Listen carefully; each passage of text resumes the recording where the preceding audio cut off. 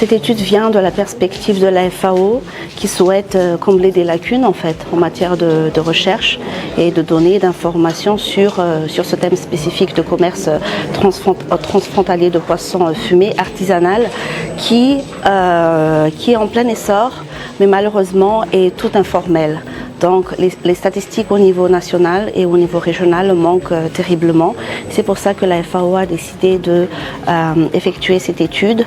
d'abord et ensuite de tenir la réunion d'aujourd'hui pour partager les résultats de cette étude avec les 5 pays qui sont concernés et de tracer les grandes lignes d'un éventuel projet. Pour commencer, on avait dû choisir 5 pays avec qui la FAO collabore déjà amplement et qui dispose de quelques statistiques déjà au niveau national. Donc l'idée justement c'est d'étendre cette étude au niveau plus régional, donc au niveau de l'Afrique et d'impliquer le plus de pays possible.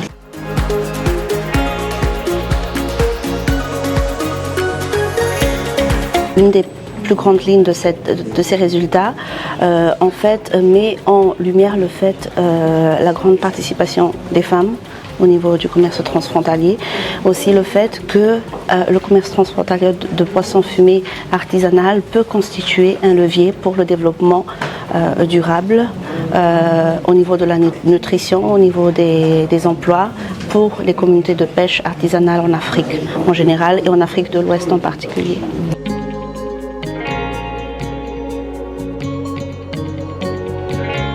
La FAO qui est porteur de cet atelier-là, après les résultats que nous allons obtenir, moi je pense que la FAO va prendre en compte toutes les difficultés que chaque pays va apporter et que nous allons trouver ensemble une solution à travers cet atelier qui va finir à être riche à travers l'aide de la FAO.